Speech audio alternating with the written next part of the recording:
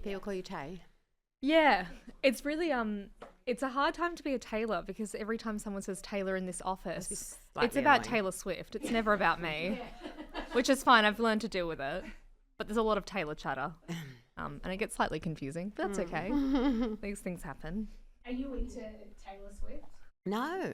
And it's not that I dislike her. I've just never really kind of, I'm kind of more grunge, indie, post-punk. Oh my God. I was a punk in my teens. Wow. Okay. Our language. Yeah. So, yeah. What's your top pick? You're going to recommend Look, me a punk band?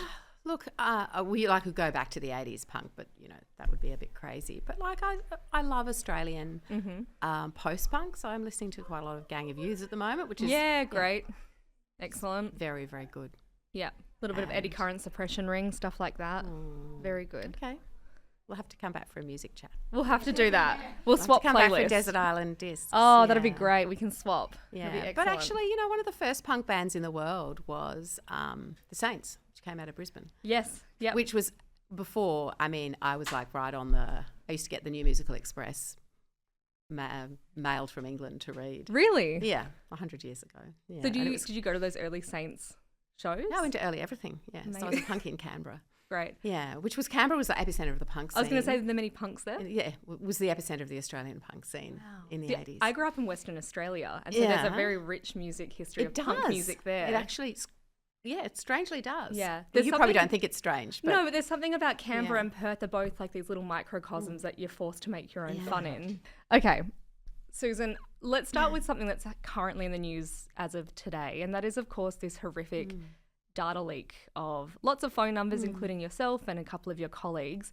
Is your phone absolutely blowing up right now, or have you put it on silent mode?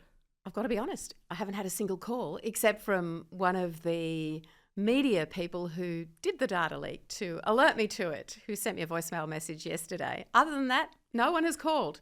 Maybe That's there's great. a problem. Maybe it was in fact the incorrect phone number then.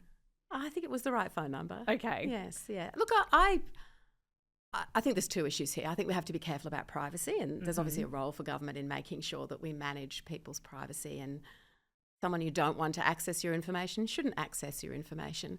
Having said that, I give my number to a lot of people because I'm a member of parliament. I feel that as a representative, if I'm talking to someone and I want them to be able to connect with me at a time in the future, I give them my number. Well, I imagine a lot of people want to speak to you at all times of the day and night as well, though.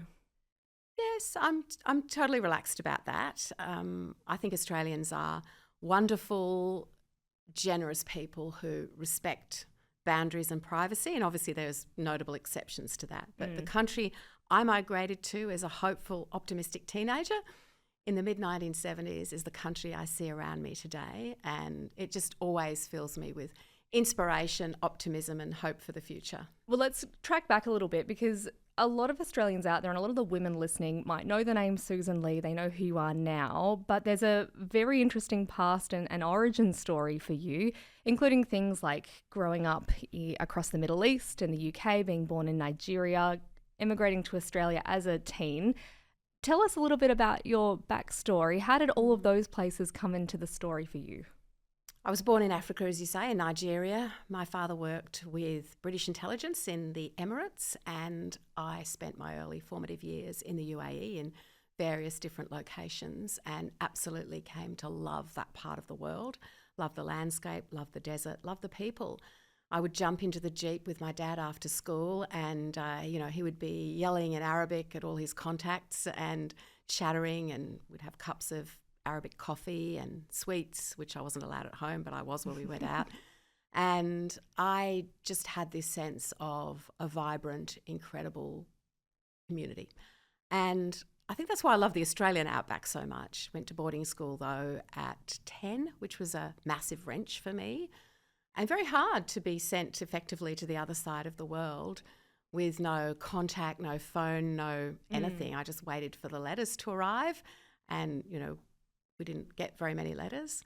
And when my dad said, we're moving to Australia because it's the greatest country on earth, he'd visited here in the 1950s as a crocodile shooter and he owned a pub in St Kilda. My mum had come here as a nurse to Thursday Island separately. but they wanted to bring their family for this next stage to Australia. And I remember getting out of the plane in Brisbane. There's this brilliant blue sky from, the cold English boarding school. And the pilot stepped out from Cockpit and said, "Where are you going all on your own?" I was travelling on my own. "Where are you going, little girl?" And I said, "I've come to Australia to live." And he said to me, "You've come to the best country on earth." And I have never forgotten that. And I have never lost that feeling of gratitude, which I know migrants to Australia do have. And Australians who are obviously Indigenous by birth or were born here don't necessarily have the same feeling, but we all love this country. And what unites us as Australians is always what inspires me with the best feelings in my role and in the things that I've done. It's interesting that Australia became a bit of an underpinning for both your parents, but in very separate ways. Tell me, where do they come into that story? It's clear that your parents have instilled this sense of adventure and independence and freedom in you, because looking at your resume of past, even before politics enters the picture, things like flying a plane come into that scenario. Do you still fly? I do. I have a small plane, a Cessna 182. It spends more time in the hangar than it does outside. And I passionately love everything to do with flying and aviation. From my mother would say, if it didn't have wings, I'd throw it out of the cot. And I always wanted to fly. And when I was young, I was told, "Well, you can't fly. You're a girl and you wear glasses. And by the way, you're incredibly uncoordinated." All of those things are true. But then I sort of bumped into some people who said, "Actually, you can get a pilot's license." And my whole life changed from that point. I would have been about 18. And I just focused completely on what does it take. And I worked 3 jobs because my parents said, "Look, if you want something badly enough, you'll find a way to make it happen. And by the way, it's not a very good idea. We want you to go to university and get a proper job." But I worked 3 jobs. I worked in an office. I worked in a takeaway food caravan. I vacuumed the department store in Belconnen at about 2:00 in the morning. And sometimes, I would literally be sick from exhaustion. But I felt so excited to have this goal of learning to fly. I lived in a bedsit under the bridge in Queanbeyan, which in those days wasn't the most salubrious address. And I just lived for my flying. And there were some, I call them, private school boys whose parents bankrolled their lessons, but I paid for every single minute I spent in the air. And there were a lot of minutes because I wasn't actually that good when I started. In fact, I was so bad that the instructor said to me after, 15 hours, "Why are you doing this? Because you're not really very good at it." Part of the reason was I was quite airsick, but that feels like counterintuitive to being a pilot. Yes. But I just persisted, dug in, and everyone who's flown and remembers their first solo when they walked 10 feet above the ground for the rest of the day. And then my whole life was captured by aviation, by flying. I was an air traffic controller. I went and flew aerial stock mustering planes in Western Queensland in very much a male-dominated world. I would have loved to fly the big jets, and every application I made was met with sort of raised eyebrows and scepticism, and there was a view that women didn't really sit in the front left-hand seat of any aircraft. But, as all the employers said to me, "We don't think that, but the travelling public does." So that's actually how I ended up aerial mustering, and that was amazing because I flew very small planes very close to the ground in very remote locations, and then worked in the shearing sheds of Western Queensland. And the shearing sheds are another male-dominated industry. Yeah, you've been in a lot of places that women wouldn't usually be welcome.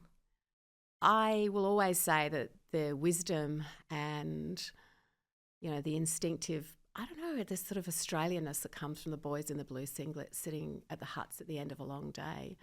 And I remember the first time I had to sleep over at the shearers' huts, and I looked at all these doors and I thought, "Oh my goodness, I'm here with, a bunch of shearers and blokes. What will I do?" And was sort of discreetly looking to see if there was a lock on my door. And one of the boys walked past and saw me and said, "Nothing will happen to you here. And, everyone here will look after you." And they did.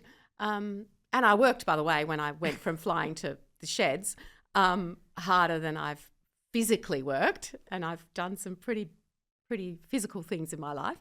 including the time I spent on the family farm with the kids and milking cows and all of that. But to see how people, do a hard day's work in the hot sun gave me real respect for manual work. And, people might not be as articulate or as well read or as, inverted commas, educated. You put all that aside and you look at the true value of a person, and you see it in, a lot of these individuals. And I've carried that lesson with me in what I do today. Yeah, well, you can't lead a people that you don't know. So it's amazing to hear all the different places that you've gone with work. We've seen in the news this week, in the Middle East, in Israel and in Palestine as well, there's a ceasefire that seems to be holding hostages, and prisoners are being swapped, reunited with their loved ones and their families. I want to know, from your perspective, what's next in all of this for Australia? You vowed to revoke Australia's recognition of Palestinian statehood, writing to the US Republicans to flag the coalition's position. If not a two-state solution, if not Palestinian statehood, what is it then that we move forward to make sure that what we've seen the last 2 years in Gaza never happens again? I do want to see a two-state solution. I want to see that happen at the right time, which is at the end of a peace process, not during a process which wasn't about peace but was about terrorists, Hamas, in charge in the Gaza Strip and all of the evil that was wrought under them. I do want to see a two-state solution. I am a friend of the Palestinians. I'm a friend of the Jewish people. And I've looked with despair at the implications for our Australian Jewish community following the events overseas. Now, the Prime Minister talked a big game about all of this, and he wasn't involved in the peace summit, for want of a better word, that happened a few days ago. I'm not saying that to make a partisan political point. It's a fact. I guess what I am saying is that there was never going to be a peace, and it was brokered by the US. And that was the critical reason for me making the statements that I did on behalf of the opposition at a time that I did, because we needed the US to broker this peace. They have. It is happening. I and everyone I know is desperately hoping that it stays together. And with the involvement of so many other countries, there's a real chance. And we're seeing the hostages released. Sadly, some are no longer alive. We're seeing humanitarian aid flow into Gaza. We're seeing the war end. The next step is to build the enduring peace. But here in Australia, I want to see that fraying of social cohesion that we've all experienced over the last 2 years. I want to see efforts to bring communities together, to heal the divisions, and to unite behind what will always give us, as people in Australia, our greatest strength, that we belong to this amazing country. So do you feel then that Australia has more to do on that global stage to help make sure that that peace is brokered and sustained? Frankly, I don't think Australia does have a big role there. I note, as I said, that we weren't at that peace summit. And I think Australia has work to do at home. I think the Prime Minister needs to lead work at home. I think the Prime Minister has, unfinished business. The country has experienced a fraying of social cohesion. I'm not going to overstate that, because I see examples where people come together all around me. But this is not the Australia I came to, and it's not the bipartisan approach that we've always had to policy about this issue in the past. So I look forward to that, and I want to play my part as leader of the opposition. Well, let's bring it back home then. I'm glad you bring that up, because of course this year you have made history following the Liberals' federal election loss. You've been named as the first ever female leader of the Liberal Party, an incredible, incredible achievement. But it also seems in a contrasting moment, right? Because it's a huge step for women in politics. It's a huge step for women in Liberal Party history and politics, but also a difficult one. How did you feel at that moment? Was it empowering, or there was a lot of criticism and commentary at the time of this glass cliff that Sussan Ley was headed for? What was your take? I felt and still feel incredible humility to have the role. It is not something you should ever not be conscious of, that you are leading the Liberal Party. And yes, I'm the first female, and it does send a signal. It's about much more than that. It's about the work that we have to do, the things that I said after becoming leader are just as relevant now. We have to respect, reflect and represent modern Australia, and we have to communicate well with people in every community across this country, and we've started to do that. I'm very, very proud of the team I lead that's working hard doing exactly that. Look, with respect to the so-called glass cliff, I've been, you may gather, underestimated a lot of times in my life, and it doesn't really worry me because I focus on what my mission is, what I want to do, and it's not about personal ambition, but it's about that ambition for the Australian people and where we want to build a serious, credible, compelling agenda to take forward to the next election. You've just got your feet under the desk as the opposition leader, but there's already been a lot of noise about a potential leadership spill, and I'm sorry we have to take away from this conversation of two women to talk about a man, but we do need to do it for a moment. Andrew Hastie's name keeps popping up after he quit the shadow front bench. From where you're sitting, is there a leadership spill on the rise for your party? Absolutely not. And sometimes, I read the commentary, and it is commentary, and it's not from people who are in the room, who understand the cultures of the relationships between individuals or who have heard the conversations. So there's a lot of secondhand reporting, and that's the job of commentators and reporters, and I understand that. So I want to make it clear, I value, respect and get on well with all of my colleagues in the Liberal Party party room, and the building of those strong relationships is important. But I also recognise that we will have differences of opinion on issues of policy from time to time, and we do inside our party room reflect a range of different policies. So to hear from different people about what they would like to see is a good thing. It's not something that I would ever discourage, and I've said that right from the word go. I love the contest of ideas. I think it matters, and it's perfectly valid to have it inside my party room. What will not change, however, is Liberal Party values. Now, we all see the different positions that we take and the different policies we might espouse through the prism of those values. And that's why we know we're Liberals. We know the point that we joined the Liberal Party, what it meant to us. We are here for aspirational Australians. We're here for people who wake up early, who get up, who have a crack, who build this country, who want a strong future for themselves and their families, and who unashamedly value aspiration. So Andrew Hastie has echoed what you've just said there, that there's no leadership challenge on the horizon, but he also recently emailed his constituents saying, "You'll hear from me," or "the time will come when you will hear from me." That's a very foreboding thing to say. Do you trust him? Do you really think that there will be no, in the future, Andrew Hastie tilt? I guess what that says to me is when somebody moves to the backbench, and they're entitled to, they have the freedom to speak up and talk about whatever they want. And again, that's something we really encourage in the Liberal Party. So I've moved from the front to the backbench, and while I was on the backbench, I spoke about a range of things and enjoyed, if you like, that freedom. So the fact that Andrew's referring to that is not unusual. You mentioned there that you are still on really good terms with every one of the members in the Liberal Party. So how do these situations go down then when a fellow minister resigns? You've had a couple of reshuffles already this year. We've had Hastie's departure, Jacinta Nampijinpa-Price's departure as well to the backbench. 2 in a month. What's the political etiquette there? Do they send you a nice email? Is it a face-to-face conversation? How does it go down? Look, it's a bit of everything, but underpinning both those was the issue of cabinet solidarity. So because we're such a party that freely expresses our views, unlike the Labor Party, and I'm not making a political point, I'm making a factual point here. In the Labor Party, you don't have different views. You can't cross the floor if you disagree with the position of your party.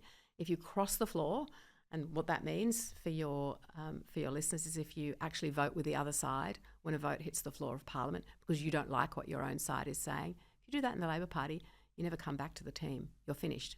So if you call Jacinta Price, she's going to pick the phone up? Absolutely. Fabulous. Absolutely.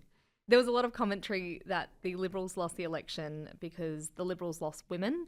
We've heard about this. The Liberals have a women problem rhetoric. You've said the party needs to reconnect with women, so there is an acknowledgement of that there. What does that actually look like, though, in practical, real-world terms for you? I think we did lose women. I know that from my own experience during the campaign when I stood on booths, with how to vote cards and had conversations with women who did not intend to vote for us and in many cases were not even considering what we presented. So they didn't hear us at all. And that was very sobering, but it was also very important that I hear that. And we have over election after election, we have lost the vote of women. What that looks like now is something that's really important to me because of my life experience and how I see the modern women around me and how I see childcare and looking after elderly parents and managing if you've got someone in your family on the NDIS and how you make it all fit together when you need two incomes to pay the mortgage and meanwhile you're struggling with a commute and you're just barely keeping your head above water with everything that you have to do. Now that's the life of many modern women and it's hard. And I know it's hard. I've lived that life. And while the challenges today might not be exactly the same, they sort of have the same sense and feeling. So I do want us as a party to come forward with, I talked before about a serious, compelling policy agenda that backs aspiration. You were actually the Shadow Minister for Women from around June 2022 to May this year.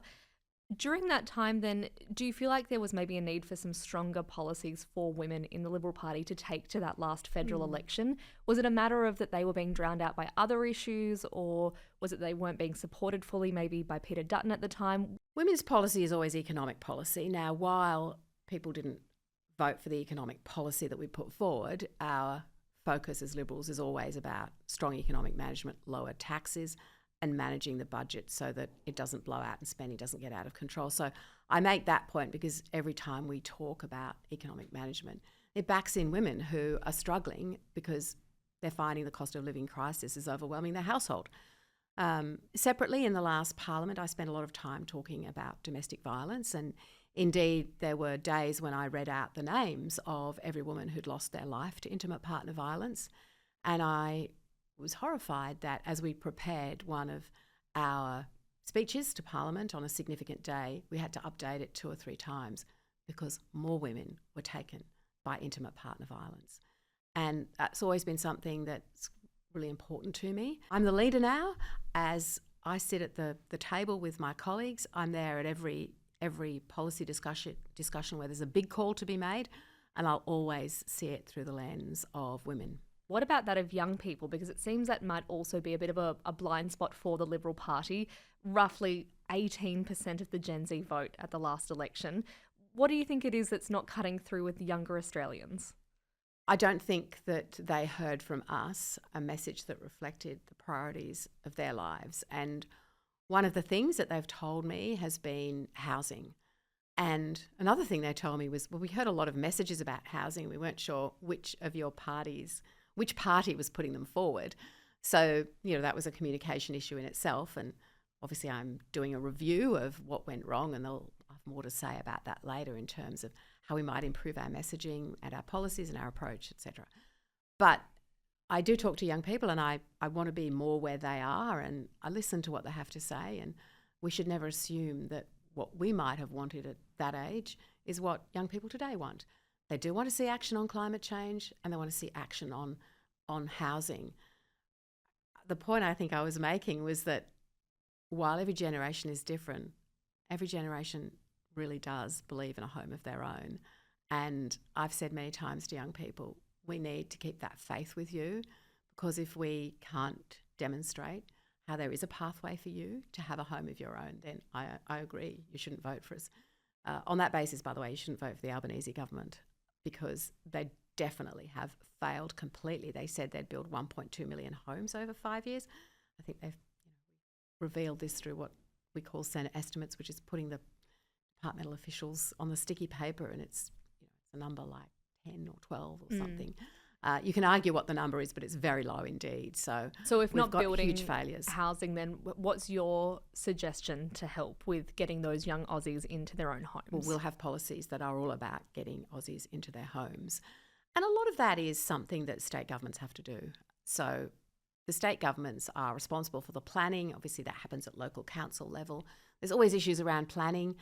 If you're a federal government and you're assisting a state government to do something that is a national priority like housing, and then you give them, I think $2 billion was the total bucket in this program, but then you don't actually require them to report to you about what they've done, whether it will actually deliver houses that wouldn't have happened anyway, then you're just giving the states free money, and that's not good enough. So we're doing a lot of work around that to make sure we do have a good housing policy for young Australians. Do you ever get into bed at night and go, I'm doing a really good job, or I've got the top job and I earned it? Well, the last thing I do before going to sleep is read a book on aviation, which reminds me of one of my early passion. And or watch a flying training video to remind me of how good and bad I was when I learnt to fly, or just talk aviation, hangar talk as we call it in flying. But it's my ambition for the Australian people. I remain incredibly grateful. I can't say this enough because it's how I feel every day. You ask how I feel in the morning, how I feel at night. Grateful for the country that gave me so much. My 3 beautiful children, my 6 grandchildren, a future here that could never have looked like this anywhere else in the world. I love that it's very clear that what you do is for the people around you, for your country. But we've mentioned a few of the niggling things here for the Liberal Party. It is clear that there are problems in your own backyard at the moment, like there is for most people. When you dig deep at night, though, do you get really honest with yourself? Do you lay there and go, okay, this is our number one priority? It might be we need to get more Australian women on side. And then do you sit there and have that real honest moment with yourself of how are we actually going to do that? I'm conscious that when you're the leader, you make the calls in many cases. You listen, you understand, you test, but you make the big calls too. I'm up for that. I've always said that. I'm up for that. What flying gave me was discipline. Flying is an absolute truth. When you're flying, there's nothing else because, the line that you might cross is the line between being here and not being here. And the focus and the discipline, and everyone who flies will tell you this, that what they get out of it is focus, discipline, responsibility, determination. And that's allowed me to bring, I think, those qualities to the leadership. And I've never actually wanted it to be about me. I take great pride in seeing someone else come up with a great idea and do well. And I take particular pride when that someone is a young woman. So in all the people I meet every day, if I come across someone and I just think, wow, and they're a young woman, but I wondered too whether they felt like I did, which was that I'm in a room full of people who are, smarter than me, who are men perhaps, and maybe I won't say anything. And I spend time to say, make sure you say something. And if you have a chance in any meeting, I say to young women, say something. And I think as you get older, you want to see the next generation, and I'm optimistic about the next generation of Liberal women. It's really nice to hear you say that you, like a lot of women listening, have at one point or another dealt with imposter syndrome. Of course, now though, the buck does stop with you. You are the leader of the opposition, the Liberal Party. Politics can be absolutely brutal, especially for women, whether they're early stage career or if they've risen through the ranks like you have. Was there ever a moment when you thought, I am done with this, I can't come in tomorrow, that's it? And how do you push through it? Look, I've had some tough times in my political life. I think I'm helped by the fact that I've been here for 25 years, and that is a long time, and it's taught me a great deal. So politics is not something that you can learn from a book or from a university degree. It's something that you learn by hours in the saddle, so to speak, and that conditions you to accepting what the realities are. And I do accept that. But I also know that the moment I start thinking, oh, this is really hard for me, forget it, because you know what? It's really hard for a lot of Australians. Okay, Sussan, I have one more politics-related question. Pauline has Please Explain. Julia has the misogyny speech. What do you want your moment to be? And if you don't have an answer, I've come prepared with one. Okay, well, I think that's something you probably look back on rather than look ahead at. Okay. So do you want to create one right now? I want you to create one because clearly you already have, Tay. Okay, good. I'm so glad you asked. Perhaps you could tell the nation how to correctly pronounce your surname. It's Lee, as in key. Okay, and now this may be the hardest question you have to answer today. There are rumours, there's speculation and stories and theories floating around about your first name, Sussan, with a double S. How did the double S come to be? Did you change it and why? I talked before we came on air about my rebellious punk phase, which was serious, can I tell you? Are there in my late photographs teens, of yeah. that? There's photographic evidence?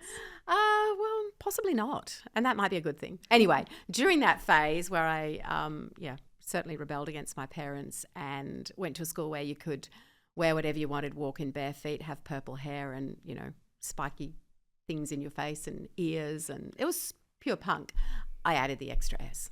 And it was as simple as that, and it really annoyed my mother, and that might have been something to do with why I added the extra S. And then I was asked about it years later, and I thought, well, that's a silly question, and I just gave a very flippant answer that it was because of numerology.